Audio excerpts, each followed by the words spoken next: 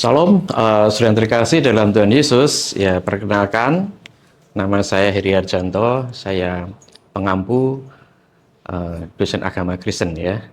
Dan untuk kali ini kita akan bahas tentang tanggung jawab Kristiani dalam kehidupan berbangsa dan bernegara. Kita melihat dulu firman Tuhan yang akan mendasari pembahasan kita. Yeremia 29 ayat 7 mengatakan bahwa usahakanlah kesejahteraan kota.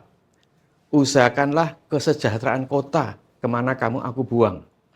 Dan berdoalah untuk kota itu kepada Tuhan sebab kesejahteraannya adalah kesejahteraanmu.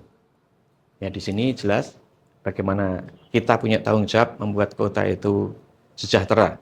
Kalau punya bangsa ya bangsa itu sejahtera. Yang kedua dari Roma 13 ya ayat 1 sampai 7 menjelaskan tentang tiap-tiap orang harus takluk pada pemerintah yang di atasnya, sebab tidak ada pemerintah yang tidak berasal dari Allah, dan pemerintah-pemerintah yang ada ditetapkan oleh Allah, sehingga kita bagaimana hidup di dalam berbangsa bernegara dan kaitannya dengan berhubungan dengan pemerintah ya. Bagaimana kita akan hidup berbangsa bernegara? Saat ini muncul konsep tentang bela negara.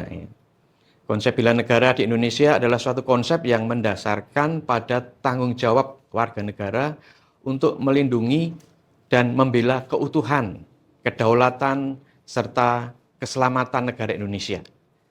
Ada dasar hukumnya ya, dari pertama Pancasila tentunya, dan yang kedua adalah UUD 45 ya, khususnya pasal 27 yang menyatakan bahwa setiap warga negara memiliki hak dan kewajiban untuk turut serta dalam usaha pembelaan negara. Yang kedua dari pasal 30 menjelaskan, mengamanatkan bahwa tiap-tiap warga negara memiliki hak dan kewajiban untuk ikut serta dalam upaya pertahanan dan keamanan negara. Nah, bela negara ini mencakup beberapa aspek ya. Jadi bagaimana aspek ketertiban umum, bagaimana memberikan perlindungan kepada masyarakat, menjaga keamanan masyarakat, dan berpartisipasi dalam perlawanan bersama dengan seluruh rakyat. Ya, jadi bukan mesti harus perang. Ya. Jadi bisa terlibat di dalam bela negara ya, tadi tentang ketertiban umum, ya, memberikan perlindungan pada masyarakat, menjaga keamanan, ya, partisipasi dalam perlawanan bersama dengan rakyat. Ada beberapa komponen ya yang bisa terlibat di dalam bela negara ini. Ini komponen manusia ya. Yang pertama utama ini tentunya TNI. Ini menjadi komponen utama. Yang kedua, bela negara komponen cadangan yaitu mencakup sumber daya nasional yang memang disiapkan untuk digerakkan gitu ya melalui mobilisasi guna memperbesar dan memperkuat komponen utama tadi. Yang ketiga ada komponen pendukung yaitu sumber daya nasional ya, yang dapat digunakan untuk meningkatkan kekuatan tadi dan kemampuan komponen utama dan cadangan tadi. Yang keempat ada komponen sumber daya nasional. Ini mencakup sumber daya manusia, sumber daya alam dan sumber daya buatan. Ada komponen sumber daya alam mencakup potensi yang terdapat dalam bumi, ya, air dan angkasa, yang dalam keadaan aslinya dapat dimanfaatkan untuk kepentingan pertahanan negara. Soalnya ada komponen sumber daya buatan tadi, yaitu sumber daya alam yang telah ditingkatkan dalam kegunaannya untuk mendukung pertahanan negara. Sementara terakhir ada komponen sarana prasarana nasional, yaitu komponen ini merupakan hasil dari usaha manusia yang dapat digunakan sebagai pendukung untuk kepentingan pertahanan negara secara keseluruhan. Bagaimana sebagai warga negara Indonesia kita bersikap kaitannya dengan bela negara. Jadi bela negara ada sikap dan tindakan yang terus-menerus ya, yang terpadu dari warga negara. Ini ada 5 sikap yang diajarkan. Yang pertama cinta tanah air. Bagaimana warga negara tentunya mencintai tanah air, budayanya dan seterusnya. Yang kedua kesadaran berbangsa dan bernegara. Ya, sebagai warga negara Indonesia, bagaimana kita dengan karakteristiknya warga negara ini kita sadar bagaimana kehidupan berbangsa dan bernegara itu. Berkeyakinan bahwa Pancasila sebagai ideologi negara ya, dan pandangan hidup bangsa. Jadi menjadi dasar ya. Kemudian juga persiapan untuk berkorban demi bangsa dan negara. Bagaimana setiap warga negara juga rela tentunya ya untuk sesuatu yang diperlukan untuk bangsa dan negara ini. Sementara yang kelima, memiliki kemampuan dasar dalam bela negara.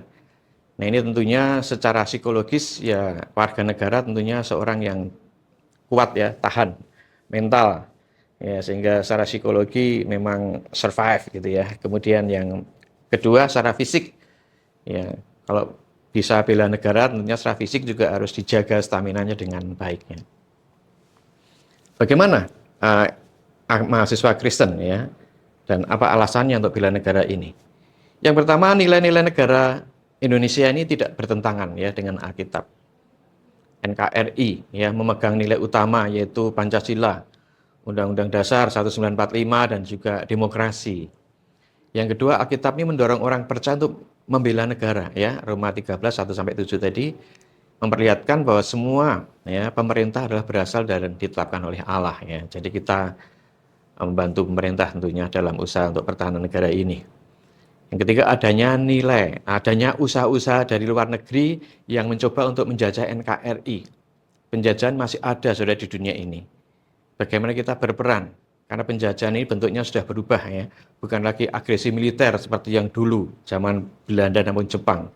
Tapi saat ini penjajahan dapat berupa penguasaan teknologi, perang dagang dan sebagainya. Ya mungkin penjajahan ekonomi juga ya, kita bisa lihat perkembangan saat-saat ini. Apa yang bisa dilakukan di dalam bentuk bela negara? Apa yang bisa dilakukan mahasiswa Kristen dalam membela negara di dalam bentuk yang praktis? Yang pertama, mengikuti kegiatan militer. Ya, ini untuk Indonesia nampaknya belum ya, belum ada wajib militer. Ya, yang kedua mengikuti pendidikan kewarganegaraan ya sehingga tahu bagaimana toh ya kita sebagai warga negara ini punya tanggung jawab di dalam berbangsa dan bernegara.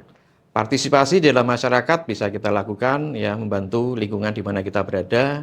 Ada prestasi yang bisa kita tingkatkan, mungkin bisa ikut lomba. Kelihatannya sepele, apa itu lomba? Ya, lomba dari dasar sampai tingkat nasional misalkan. Karena lomba ini berhubungan dengan orang lain, melibatkan banyak orang, bisa membangun satu relasi dan komunikasi dengan banyak orang, saudara-saudara kita se-Indonesia ya. Yang terakhir adalah mengikuti kegiatan kerohanian. Karena dengan kegiatan kerohanian yang diikuti dengan baik, ya kalau di mahasiswa ada kelompok KTP kontekstual, ya ada pembinaan rohani yang ada, ini membangun kematangan kerohanian. Seseorang yang matang di dalam imannya, tentunya dia akan mengimplementasikan iman Kristen ini di tengah-tengah kehidupan nyata ini.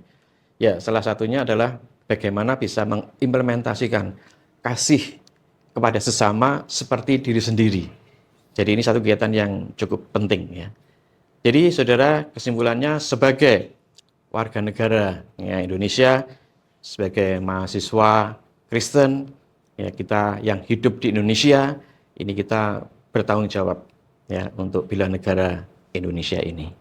Terima kasih, Tuhan Yesus memberkati.